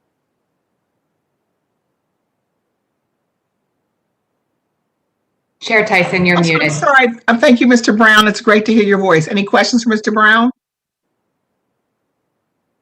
Seeing none, thank you. And then I think Mr. Chilton.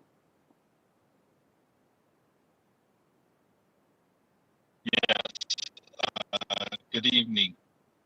Good evening, Mr. Chilton. Please state your name and who you represent. You have 3 minutes. Yes, ma'am.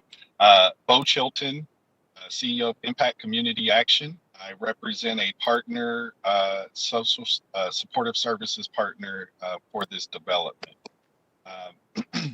I want to say thank you to the members of council, Councilmember Tyson and other members of council, for your advocacy on behalf of neighbors. I really applaud you for pushing the good neighbor agreement and insisting that that the community really gets a benefit from the abatements that we give. That is one of the impetuses for Metropolitan Housing reaching out to us and wanting to work with us. We've had some very good conversations about the different ways in which we can partner, because as you know, we are the recipient of a significant amount of rent assistance funding, and we're seeing some really challenging situations with the affordability crisis that we have in Central Ohio. So advocacy and policies that will encourage developers to build more affordable housing are critically important. So I thank you for that. We will be really working with this group to find residents who can occupy those units at the 60% AMI, the 80% AMI, and 100% AMI. We have a number of programs where we're working with people through workforce development, financial literacy, computer literacy, really trying to help people get on a career path where they can earn a family sustaining wage. But they also need to have affordable housing.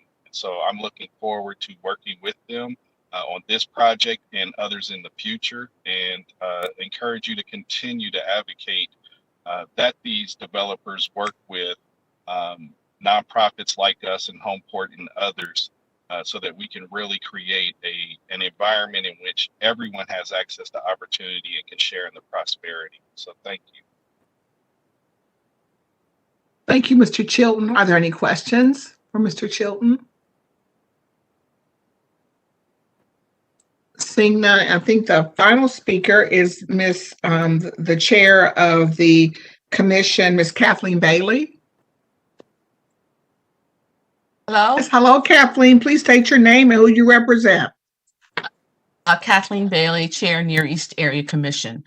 First of all, I would be remiss if I did not give a large shout out to Commissioner Annie Womack. As you know, she chairs our zoning committee and she does a thorough job. She goes over things in detail. We've had many meetings with this project. She allows people to speak and ask their questions, give them a chance to make comments. So I want, first of all, applaud her for the wonderful job that she did with this particular project.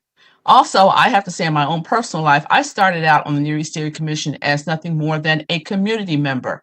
But I have seen over the years, I've seen some pretty bad development. I've seen people who wanted to make themselves developers.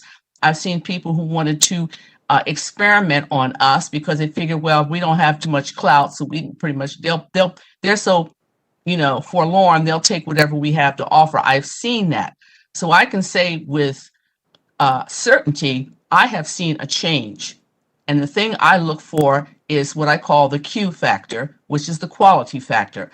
I have seen the change in the development. I've seen the quality that goes into the physical construction of the buildings. I've seen the quality that goes into the management of the buildings increase. And trust me, we've had some pretty poor management in the past. So when you see the likes of an attorney like David Hodge, Mr. McCabe, these are people who have established themselves in this area. I mean, and other developers too, the Gallus people, the Daimler people, they are coming into our neighborhood. And I think sometimes, unfortunately, the people who moved in here at a later stage don't really have any comparison. You know, it's easy to kind of try to find something wrong when you think about when I can compare what I used to see, the kinds of people that used to come through here, which I wouldn't want them to build a doghouse, if I'm just going to be honest with you, and then the quality that we're getting now. And I applaud that. I'm glad that I've been around long enough to see it. And I think this project is, a lot of times people have what I call the fear factor. They're afraid of what might happen. I don't think they're going to have that with this project because of the quality that has gone into the design, the implementation, and I know the management. And also these folks are there. We know where to find them if we have a problem. So I want to thank you for this I call it, Mike said, my Q factor. That's what I look at. This is a very quality project, and I think it's going to be managed well. And I think that's what's going to help waylay some of the fears that people have had in past projects where we didn't have the quality of management. So I thank you very much for this. I think it's going to be a great asset to our community. Thank you.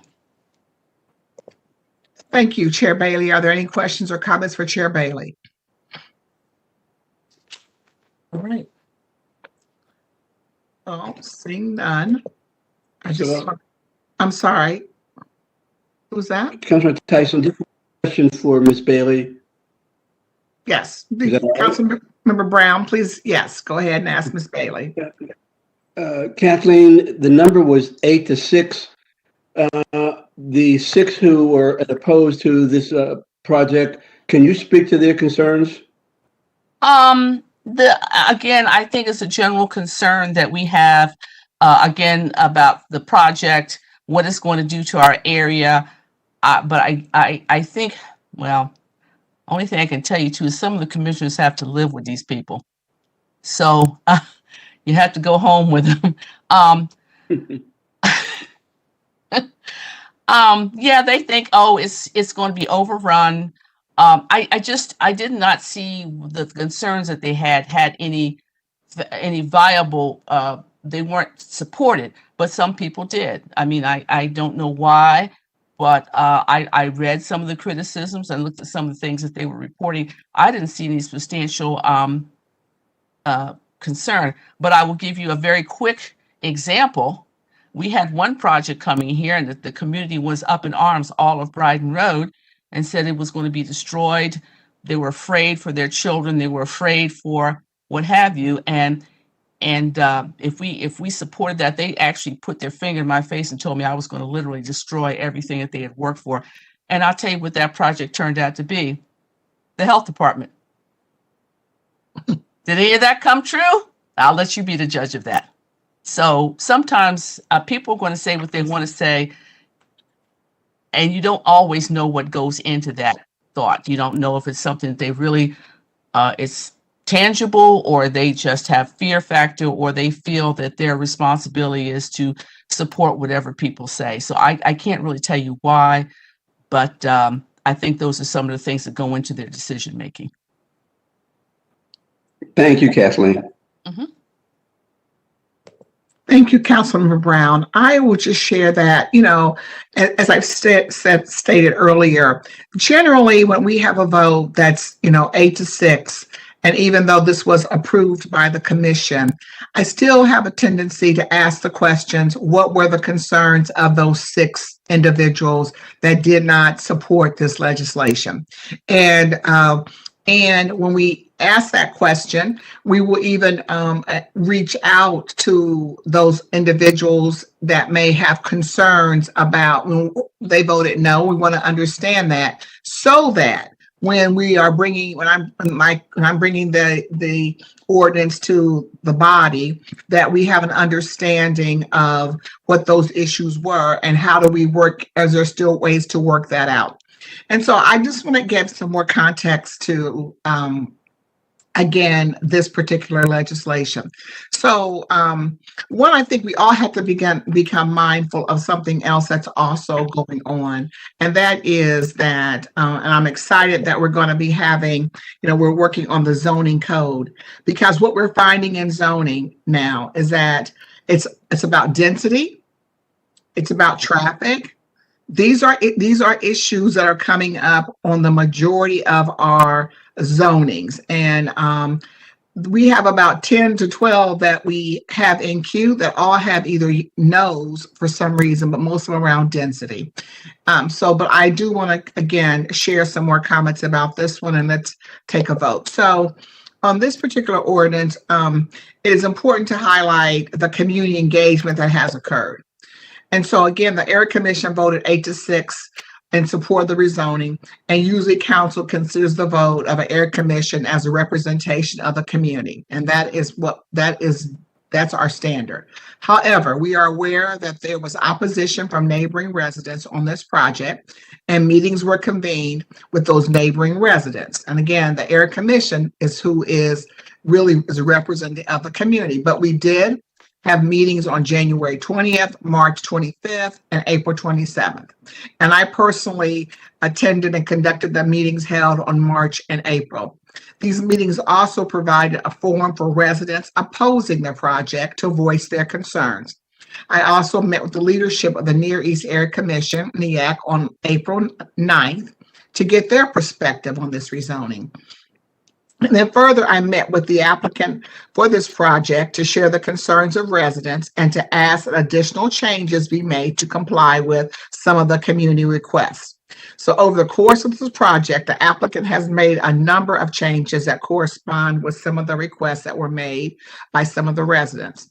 Although the applicant had a recommendation of approval from the Area Commission, they were still willing to address these other concerns, and they did so in what's called in a good neighbor agreement. And that good neighbor agreement is where we have focused on ensuring that during the construction of this project, that there will be an individual from this organization that will be working with the residents, letting them know about, all the construction that will happen there.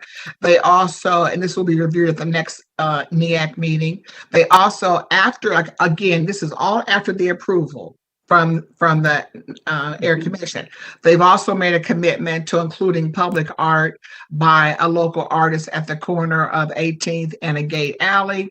They also, from then, provided a 6-month rental assistance for a local restaurateur or retail pioneer for that commercial space for up to 6 months. They also revised the revised apartment mix to address affordability and mixed income diversity. And and again, to also, which is important to note, that they're partnering with Impact on this project. So offering priority leasing for individuals that are, 60, 80% AMI, which will also, Impact will also be providing supportive services for the residents. And that's above and beyond all the other different changes that they made to this project that they mentioned earlier. And then lastly, when we're talking about affordable housing, typically, and I appreciate what Joe said, you're looking at LIHTC, tax credits to be able to help make sure we're having affordable housing. They're not using that. And so to have a private developer who is now saying they're going to, work with a social service agency in the manner in which you work with Impact, and not looking for LIHTC credits for a project, so others can be able to have that. And then so they have certainly made additional changes to this project based upon additional meetings that they didn't necessarily have to do, but I think that they thought that that was important to make some additional concessions for the community. And so if are there any other questions anyone wants to ask of me or the developers?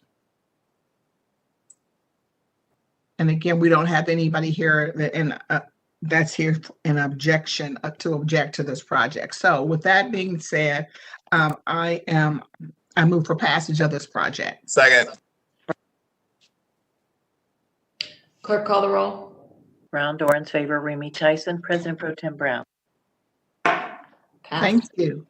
And then the variance that goes along with this project is anyone here this evening who wishes to speak either for or against this council variance, including staff, please stand, raise your right hand, and be sworn in. I wish to tell the truth and nothing but the truth. Please answer, I will.